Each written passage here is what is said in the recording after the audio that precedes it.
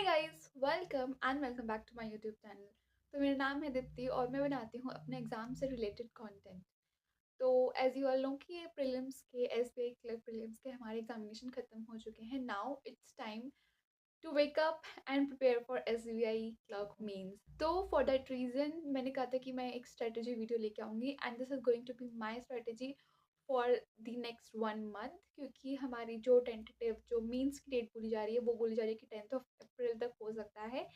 And तो अब मतलब उसी को अगर हम लेके चले, एज्यूम करके चले, तो अभी से हमारे पास 1 महीना इन टोटल पूरा प्रॉपर है।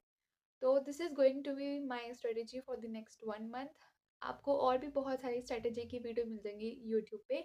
You can watch them, you can watch this also, और आपको जिसकी जो अच्छी लगे आप वो देख सकते हैं। ये मेरी स्ट्रेटजी रहने वाली है। अगर आप लोग को लगता है कि या it's going to be helpful to you also, तो प्लीज़ आप इसको इम्प्लीमेंट कर सकते हैं। First of all, let's discuss the exam pattern. तो आप अभी स्क्रीन पे देख सकते हैं कि हमारे 4 सेक्शन आते हैं उसमें, रीजनिंग, इंग्लिश, क्वांट एंड जीए। और किसमें कितने मार्क्स का होता है यू कैन क्लियरली से इट। तो मैं एक बात बता दूं कि एसबीआई क्लर्क में हमारी सेक्शनल कट ऑफ नहीं होती, और ये बात आप सबको पता होगा कि मेंस में हमारी सेक्शनल कट ऑफ और प्रीलिम्स में भी हमारी सेक्शनल कट ऑफ नहीं होती है। And this is going to be a huge advantage to us. देखो यार, सिंपल सी बात है, पीओ में हमें सेक्शनल कट ऑफ भी क्लियर करनी पड़ती है। और आप लोगों ने भी अगर स्कोर कार्ड देखे हैं काफ़ी बच्चों के, तो मोस्टली जो बच्चे हैं वो सेक्शनल कट ऑफ में रह जाते हैं, कभी जीए की कभी क्वांट की। तो ये जो सेक्शनल कट ऑफ अलग के एग्ज़ाम्स में नहीं होती है, ये बहुत बड़ी एक एडवांटेज देती है हमें। अगर आप एक सेक्शन में अच्छे नहीं हैं, you can fetch marks from the other section. So it's make sense कि भाई चलो ठीक है, एक में नहीं आ रहा तो दूसरे में कर लेते हैं, ठीक है। तो यहाँ पे आपके ऐसे सेक्शनल कट ऑफ रुकने के कोई चांस नहीं होते हैं। यहाँ पे आप क्लियरली, आपको जो अच्छा लगता है, जिसमें आपकी स्ट्रेंथ है, आप वहाँ पे जो मार्क्स हैं वो ले सकते हैं। तो एंड ये एक चीट कोड भी है शायद क्लर्क एग्जाम्स के लिए, कि आप यहाँ पे जहाँ पे जितने मार्क्स लेना चाहते हैं वहाँ से ले सकते हो, और आपको दूसरे में चाहे भले ही आप ज़ीरो करके आएँ, दैट डज़न्ट मैटर, आपकी बस एक फाइनल कट ऑफ क्लियर होनी चाहिए। So starting with this strategy part, I will suggest कि है ना, किसी भी सेक्शन की तैयारी करने से पहले आप मेमोरी बेस्ड पेपर देखो। लाइक जो यूट्यूब पे वीडियोस डालते हैं जो एजुकेटर्स होते हैं, वो जो भी मेमोरी बेस्ड जो वीडियोस डाल रहे हैं उनको देखो, ताकि you can have an idea कि हाँ मेंस में किस लेवल के क्वेश्चन पूछे जाते हैं। क्योंकि प्रीलिम्स और मेंस में बहुत फ़र्क होता है, ठीक है। लोग प्रीलिम्स क्लियर कर लेते हैं बट मेंस नहीं होता है क्लियर, तो obviously there is like very much difference in between these things. तो आप अगर मेमोरी बेस देखोगे तो आप एक बार उन क्वेश्चन से फेमिलियर हो सकते हो, उस लेवल से फेमिलियर हो सकते हो कि किस लेवल और किस टाइप के क्वेश्चंस पूछे जाते हैं। सबसे पहले वो देखना है। And the best part for this, कि ना आप मेमोरी बेस्ड जो मॉक टेस्ट होते हैं वो लगाओ, तो आपको पता चल जाएगा कि उस लेवल पे आप बिना तैयारी के कितना स्कोर कर पा रहे हैं, और आप कहाँ अच्छा कर सकते हैं, कहाँ इम्प्रूवमेंट के चांसेस हैं, तो कहाँ से आप मार्क्स वगैरह अपने फेच कर सकते हैं। तो first of all I will suggest कि आप ये चीज़ करके एक बार देख सकते हैं कि आप लाई कहाँ पे कर रहे हैं इन बिटवीन। सो यस, तो starting with the quant section, जो मैं करने वाली हूँ क्वांट के लिए, मैं क्लासेस लूँगी क्वांट की, लाइक पेड वाली नहीं, जो यूट्यूब पे जो आती हैं। तो for that I will suggest like 3 to 4 teachers. Harshal sir हैं अपने, ठीक है, और कौशिक सर हैं, और आशीष अरोड़ा सर हैं, और जो कांस्टेंट गाइड विजय सर हैं।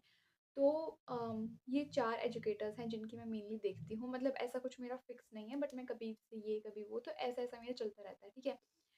तो आप अपने हिसाब से देख सकते हैं कि आपको किसका क्या समझ में आता है, किसका क्या चलता है कंटेंट, तो आप वहाँ से देख सकते हैं। तो लाइक ऐसा नहीं है कि क्वांट जितना पढ़ा था उतना ही काफ़ी है, सिर्फ प्रैक्टिस कर सकते हैं, नहीं। आई विल सजेस्ट कि वीडियोस देखो, क्लासेस लगाओ, so that you will get to know कि हाँ सॉल्व कैसे करना है, अप्रोच कैसे रखनी है, ठीक है। क्योंकि टाइम तो तुम्हारे पास वहाँ पर टाइम होता है, बट एक अप्रोच की हाँ लिमिटेड टाइम में तुम्हें कैसे सॉल्व करना है, so that you can able to solve like more and more question.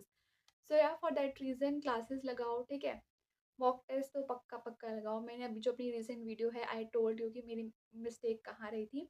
तो प्लीज़ मॉक टेस्ट लगाओ। फुल मॉक टेस्ट नहीं, सेक्शनल मॉक टेस्ट जो आते हैं वो लगाओ, ठीक है। वहाँ देखोगे क्या चल रहा है, कितने स्कोर आ रहे हैं, कितनी परसेंटाइल आ रही है। वो एरियाज़ देखो जहाँ पे तुम कर सकते हो पर कर नहीं पा रहे हो। 1 महीना है, इनफ टाइम है। जहाँ इम्प्रूवमेंट करना चाहते हो कर सकते हो आराम से। तो यही सजेस्ट करूँगी आप इनमें से किसी का भी या फिर जिन भी एजुकेटर से आप क्वांट पढ़ते हैं, तो वहाँ जाके उनकी क्लासेस लगाएँ क्योंकि काफ़ी ज़्यादा क्लासेस चल रही हैं एसबीआई क्लर्क मेंस के लिए और सेक्शनल मॉक टेस्ट लगाओ। So yes, this is going to be my strategy for the quant one. So now coming to the reasoning section. Reasoning में अगर हम लोग मोटा-मोटा बाइफरकेट करें तो उसमें आती है पजल्स, मिसलेनियस और अपनी ये क्रिटिकल रीजनिंग। तो coming to the most controversial thing, critical reasoning करनी चाहिए कि छोड़ देनी चाहिए? छोड़ना तो कुछ भी नहीं है, देखो साफ सीधी बात, छोड़ना कुछ भी नहीं है। क्रिटिकल रीजनिंग की प्रैक्टिस मैं करने वाली हूँ। क्रिटिकल रीजनिंग अगर 10 क्वेश्चन भी आ रहे हैं, 10 से 12 क्वेश्चन क्रिटिकल रीजनिंग के आते हैं, so you can't even afford to miss each and every question of critical reasoning, you can't. अगर तुम यही माइंडसेट बना के जाओगे कि नहीं मैंने तो छोड़ना ही है, तुम देखते छोड़ रहे हो, you will be lacking your marks, ठीक है? तो ऐसा नहीं है कि बिल्कुल ही छोड़ देनी है। Do practice for the critical reasoning part. Critical reasoning में मैं ये भी नहीं बोल रही कि सारे क्वेश्चंस ही अटेम्प्ट करने हैं तुमने। 10 क्वेश्चन अगर आ रहे हैं, try to do 5 6 7 questions at least, कि इतने तो तुम चलो 10 में से 5 तो एटलीस्ट कर सकते हैं ना इंसान, की इतना तो कॉमन सेंस लगा के थोड़ा बहुत तो कर ही सकते हैं, ठीक है? मैं ये नहीं बोल रही कि जहाँ पे तुम्हें डाउट है वो क्वेश्चन भी करो, जहाँ पे तुम्हें क्लियर कट दिख रहा है वो चीज़ वो करो। बाकी उसमें ज़्यादा भी पढ़ने की ज़रूरत नहीं है कि बिल्कुल ही कंपल्सरी करना, तो वो देखता है, मतलब ये नहीं है कि बिल्कुल ही छोड़ दो। रीड दैट, अटेम्प्ट दैट, और अगर तुम्हें समझ में आ रहा है करो, नहीं आ रहा है, डाउटफुल केस लग रहा है, तो लीव इट देन।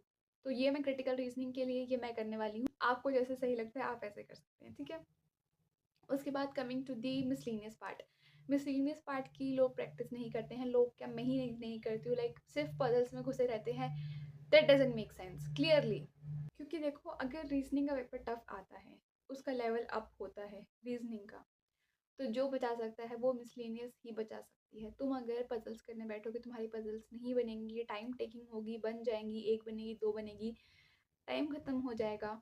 तो बेटर है कि मिसलेनियस की प्रैक्टिस करो। अगर पेपर टफ आता है, मॉडरेट साइड में आता है, miscellaneous is going to help you a lot. वही तुम्हारी नैया पार लगा सकती है, सच बता रही हूँ।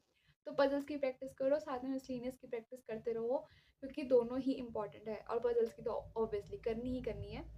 सो यस, रीजनिंग में भी क्लासेस लो, ठीक है? क्योंकि प्रीलिम्स की रीजनिंग नहीं है कि क्वेश्चन ऐसे ऐसे आ रहे हैं, आते ही कर दिया खत्म, ठीक है, बहुत इजी है, ठीक है? No, you have to learn that approach कि कैसे करना है, कैसे नहीं करना है, ठीक है? क्योंकि टाइम भले ही ज़्यादा होता है, बट फिर भी लिमिटेड टाइम में हमें करना ही करना है, ठीक है? ताकि हम ज़्यादा से ज़्यादा स्कोर कर सकें।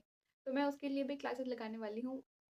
आई नो, मैंने काफ़ियों से सुना है कि रीजनिंग और क्वांट में क्या क्लासेस लगाना, तो दैट्स देयर चॉइस, ठीक है? आपकी चॉइस है, आप आपको जैसा ठीक लगता है आप कर सकते हैं, तो आप करिए।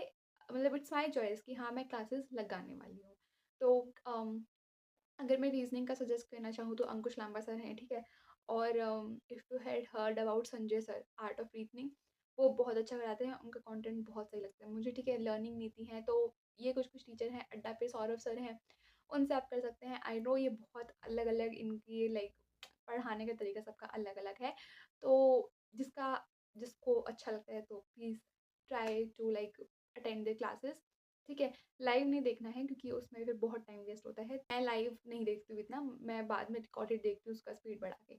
सो yeah this is going to be my reasoning, और येस, रीजनिंग के भी सेक्शनल मॉक टेस्ट लगाते रहना है, ठीक है? And then coming to the English section. English में अगेन क्लासेस लगाओ, ठीक है?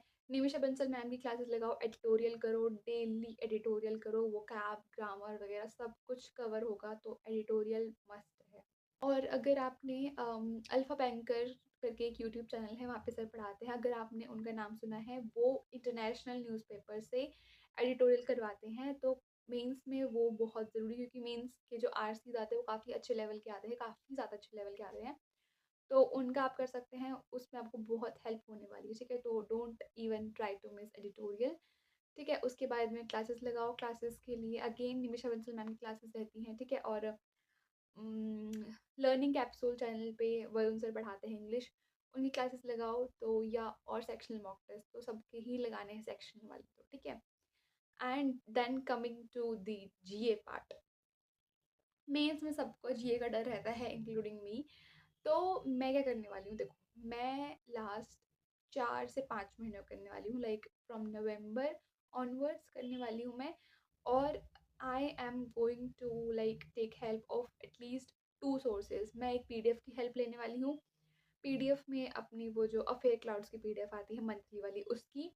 The second thing is like videos, ठीक है? उनसे मैं पढ़ने वाली हूँ। मैं डेली का तो obviously we can't afford to like to daily current affairs अभी से, लाइक नवंबर वाले तो नहीं कर सकते अभी। तो मैं वीकली कर रही हूँ, ठीक है? तो वीकली वीडियोज़, ठीक है? वीकली वीडियोज़ के बाद जब वो 4-5 वीक की मतलब जब वो वीडियो ख़त्म हो जाती है, आफ्टर दैट मैं एक मंथली वीडियो भी देख लेती हूँ और उसके बाद मैं मंथली पीडीएफ जो आती है वो कर लेती हूँ। तो this is going to be the way जिससे मैं अपनी जीए करने वाली हूँ। And the most important thing in GA is revision, revision and revision. पता है क्या होता है? जो लोग जी में बहुत अटेम्प्ट करके आते हैं ना, उनका जो मेन रीज़न होता है ना, वो यही होता है कि पढ़ा था, याद नहीं आ रहा था, कर दिया, फिर वो नेगेटिव हो जाते हैं, ठीक है? तो मुझे इस चीज़ से बहुत लाइक एलर्जी मान लो कि अगर मैं एग्ज़ाम में बैठी हूँ और मैं सोचती हूँ कि ये मैंने पढ़ा था, याद नहीं आ रहा, पढ़ा था, याद नहीं आ रहा। मेरे को नहीं चाहिए यार ये, अगर मैंने पढ़ा था तो मैंने पढ़ा था और मैं इसको टिक करूँगी। तो उसके लिए भले ही लिमिटेड पढ़ो बट रिवीजन करो, मतलब जितना भी पढ़ो बट रिवीजन पक्का-पक्का से करो। अगर तुम 5 दिन जीए पढ़ रहे हो तो छठे या 7वें दिन प्लीज़ रिवाइज़ इट और बार-बार करते रहो। तो यही एक तरीका है जीए को टैकल करने का मेरे हिसाब से, तो like this is the way I am going to tackle it. So yes, तो ये थे हमारे जो 4 सेक्शन थे जो आने वाले हैं, इसकी है स्ट्रैटेजी जो मैं फॉलो करूँगी for the next 1 month. So yeah if you find it helpful तो आप भी इसको फॉलो कर सकते हैं। And the last thing, mock test तो लगाने ही हैं।